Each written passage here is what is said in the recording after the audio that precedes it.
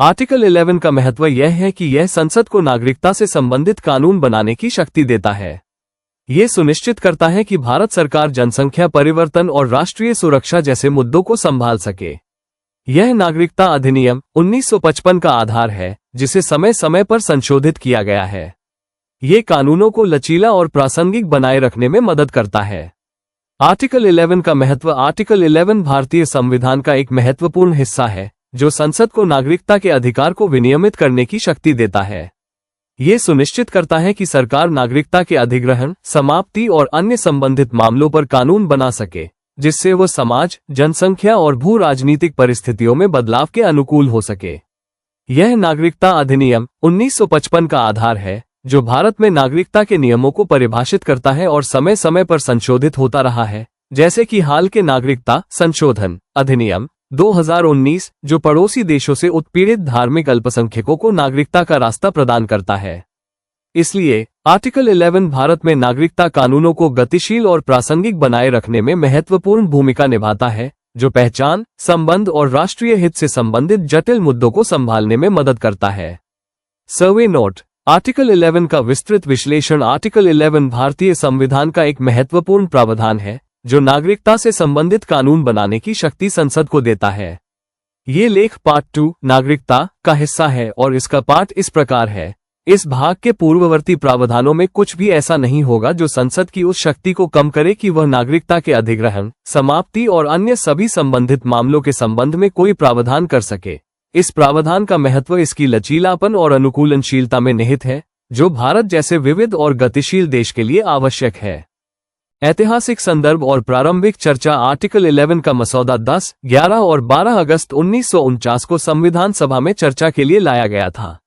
Drafting committee के अध्यक्ष doctor B.R.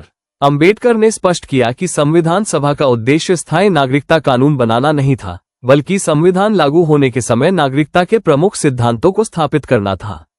उन्होंने कहा कि भविष्य की संसद को एक व्यापक नागरिकता संहिता बनाने का अधिकार होगा और यह प्रावधान पूर्ववर्ती लेखों से बंधा नहीं होगा, जिससे नागरिकता को और अधिक प्रतिबंधित या विनियमित किया जा सके। हालांकि एक सदस्य ने सुझाव दिया कि संसद को उन विदेशी नागरिकों को समान नागरिकता अधिकार देने से रोका जाए, जिनके देश भारतीयों के साथ समान व्यवहार नहीं करते, लेकिन ये सुझाव अंतिम रूप में स्वीकार नहीं हुआ। नागरिकता अधिनियम 1955 और इसके संशोधन। आर्टिकल 11 के तहत संसद ने नागरिकता अधिनियम 1955 पारित किया, जो भारत में नागरिकता के अधिग्रहण, समाप्ति और अन्य प्रावधानों को विस्तार से परिभाषित करता है। इस अधिनियम को समय समय पर संशोधित किया गया है, जैसे कि 1986, 1992, 2003 और 2005 में संशोधन, जो विभिन्न सामाजिक और राजनीतिक आवश्यकताओं को पूरा करते हैं। हाल के नागरिकता संशोधन अधिनियम 2019, जो अफगानिस्तान, बांग्लादेश और पाकिस्तान से उत्पीड़ित हिंदू, सिख, बौद्ध, जैन, पारसी और ईसाई समुदायों को नागरिकता प्रदान करता है, जो 31 दिसंबर 2014 से पहले भारत में प्रवेश किए थे। इस अधिनियम की सामग्री को विस्तार से समझने के लिए यह विभिन्न तरीकों को शामिल करता है, जैसे जन्म द्वारा नागरिकता। 26 जनवरी 1950 से 1 जुलाई 1987 के बीच जन्मे व्यक्तियों को स्वचालित रूप से नागरिकता दी गई और बाद में संशोधनों ने माता पिता की नागरिकता की शर्तें जोड़ी। वंश द्वारा नागरिकता। विदेश में जन्मे बच्चों को, यदि उनके माता पिता भारतीय नागरिक है, तो नागरिकता दी जा सकती है, बशर्ते वे भारतीय वाणिज्य दूतावास में पंजीकरण कराएं।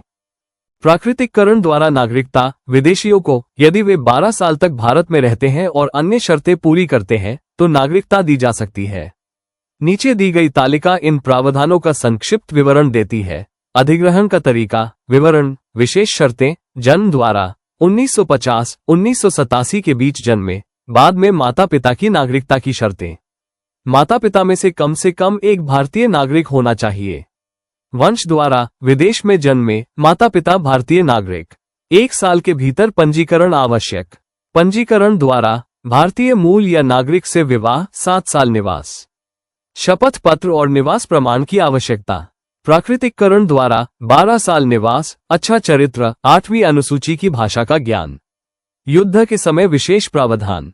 महत्व और प्रभाव। आर्टिकल 11 का महत्व इसकी लचीलापन में निहित है, जो भारत को जनसंख्या परिवर्तन, प्रवास पैटर्न, शरणार्थियों के एकीकरण और राष्ट्रीय सुरक्षा जैसे मुद्दों से निपटने की अनुमति देता है।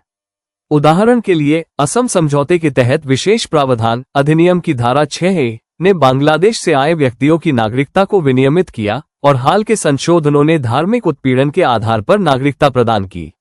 ये प्रावधान ये भी सुनिश्चित करता है कि नागरिकता कानून समय के साथ प्रासंगिक बने रहें, जैसे कि overseas citizen of India (OCI) कार्डधारकों के लिए विशेष प्रावधान जो भारतीय मूल के व्यक्तियों को कुछ अधिकार प्रदान करते हैं लेकिन सार्वजनिक रोजगार या मतदान जैसे अधिकारों से वंचित रखते हैं।